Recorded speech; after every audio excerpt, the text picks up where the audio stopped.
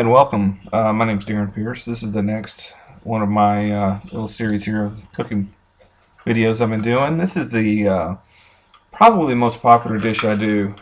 Do it for every holiday. Do it for every party. It's my honey and balsamic vinegar salsa. It's a really hot, sweet thing that everybody seems to enjoy. I usually don't make it very hot, but you can certainly do that with just adding some jalapenos or whatever peppers you may have to have. I use a Cuisinart, but if you've got a blender, you can use that. You could probably hand do this if you wanted to, although it would be pretty labor intensive. Here we're adding some quartered red onions. You can use any kind you like. I just like the red. We're going to add a whole bell pepper. That could be any color. It doesn't really matter. Going to get all the seeds out of there, and of course take the labels off. They don't like that. Try and get those membranes out. Get the bitter out of there.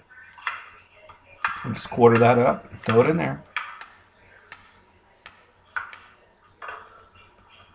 Everybody wants me to write this down for them, and you know what? I don't usually make this the same way. It usually really depends on what I've got in the refrigerator. But whatever you got, just throw it in there as long as you follow some of these rules. Tomatoes here, I'm using canned whole tomatoes. I've used canned diced tomatoes before. I've used the Rotel tomatoes before, although that was really kind of spicy. The kids didn't want too crazy about that, but I thought it was good. Of course, if you're in season, go on and use real tomatoes, just go on and peel them. And this is a good thing to use for your older tomatoes that have got maybe a little bit on the mushy side, that you don't want to use for a hamburger or something. You can go on and do that, use those. I like the old El Paso green chilies, the mild green chilies. You can get the whole or the chopped, doesn't matter. It's going to all get cut up. And I'm not sure who I'm talking to here. But anyway, we'll throw all that in there. Got all the good stuff in there.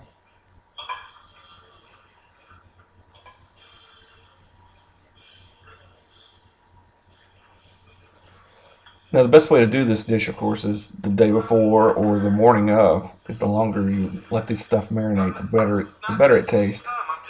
Here I'm going to put some parsley in, because I like parsley. It gives it some more of that good flavor. Also gives it that good look that you associate with salsa. But if you want cilantro, by all means, please put cilantro in. I just don't particularly care for it.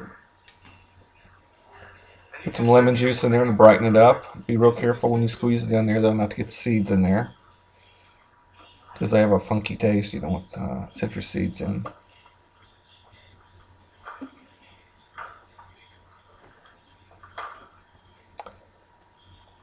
Some pre-done garlic. Now, if you've got whole garlic, just throw the whole clove in there.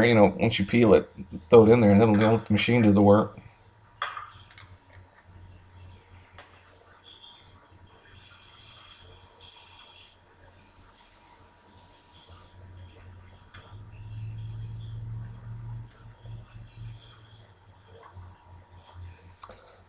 Got some black pepper.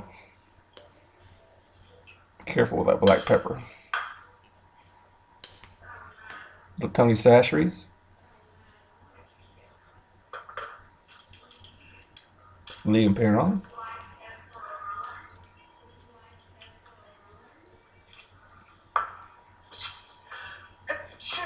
There's the black pepper. I use kosher salt pretty exclusively. I use this old creamer that I found that I've used for years to keep that in there instead of a salt cellar. It works really good as a salt cellar. And some sriracha for some heat.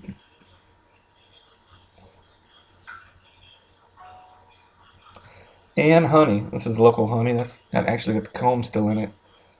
We got for Christmas this year. It's really good stuff. Now, the rule of thumb I go for on this is it's not so much a matter how much I put in there.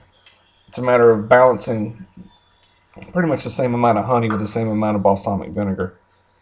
Now, balsamic vinegar, that's the brand I use, but just get whatever you can find and get the best you can afford.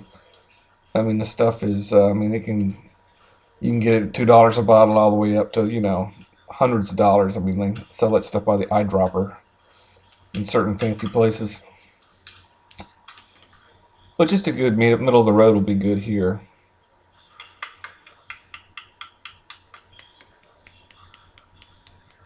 And we're going to go in and try and match the volume of honey we put in for a good yin yang tang and sweetness.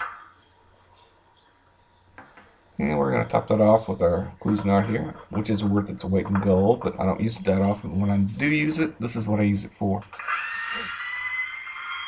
And like I said, I have used blenders before. Blenders work good. They just tend to make it a little bit too soupy.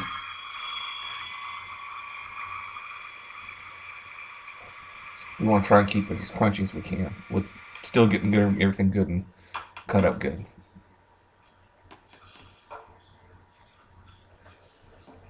Now, what you got to do here is we've got to taste it and make sure we've got a balance of flavors.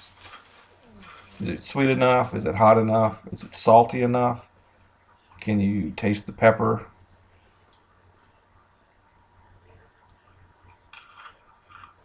My biggest problem is usually it's too sweet, and you can have to balance that out with the salt and a little touch more of the vinegar.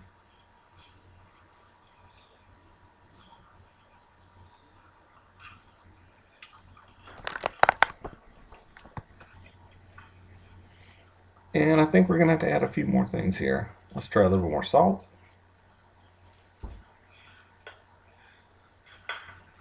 And maybe some more heat. Not quite spicy enough. So a little bit of Tony's and a touch more sriracha. You can use Tabasco, Crystal, Cuchula, whatever you got.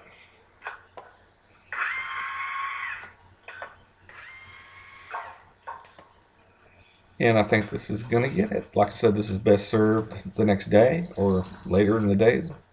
Let it sit as long as you can for you. And I think you're going to enjoy this one. So until next time, we'll see you later.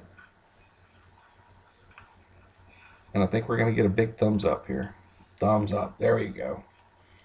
Thanks, guys.